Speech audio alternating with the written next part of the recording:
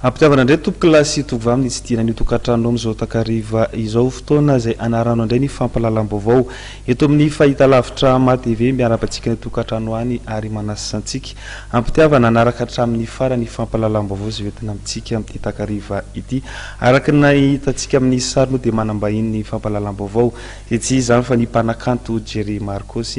mbola ho hitantsika atao anatin'ny fampalalam-baovao ny fanazavana fohifohy izay hoentiny ity mpanakanto Fatadaza ity vavy hatraindrosika dia hiditra amin'ny vaovao politika isan-tarantsika ny fampalalam-baovao amin'izao takariva izao.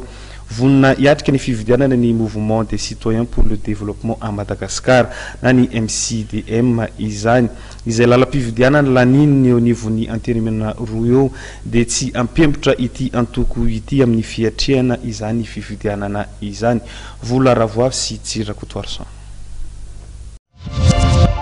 Ninina lalam-pividianana laniny eo anivon'ny antenimera rotonta vonina ny hiatrika ny fividianana ny mouvement des citoyens pour le développement de Madagascar na MCDM. Ho an'ity mpanao politika ity dia misy ny kandidat tiana ahitsana ao anatin'ny volavolan-dalàna momba ny lalam-pividianana narosin'ny gouvernemanta. Matoa misy kasarotan'ohatra an'izao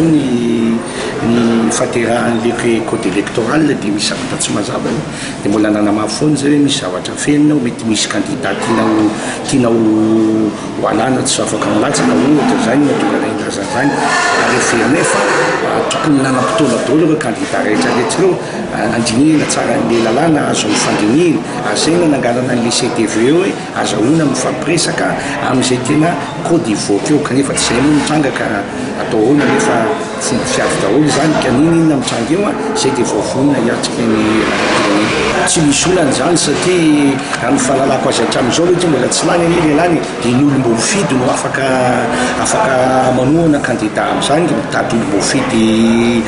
isasakaty ianao zany dia izay tsy maninona raha zay inona lany fa hatramin'izao aloha mbola tsy lany ka hitantsika hoe inona nitranga raha efa lany da ohatra moa zay ny lany dia tanterahantsika raha ny antoko politika nitsanganana dia tanterahantsika raha misy ny indépendant dia tanterahantsika mety daholo ihany zany dia efa tsy miandrinina amin'ny parlement intsony fa nefa anoloana azy rehefa vitan'ny fifidianana zao no nomination sy ananganana rafitra vaovao azahoantsika mandeha makany amin'ny fampanjoana manao ny fanariana-pirenena sy ny fanaovana ny fanovana ifotony. Arak'izany dia vonina andray anjara amin'ny fifidianana ary mitaky ny fanarenana sy fanovana ifotony ny MCDM.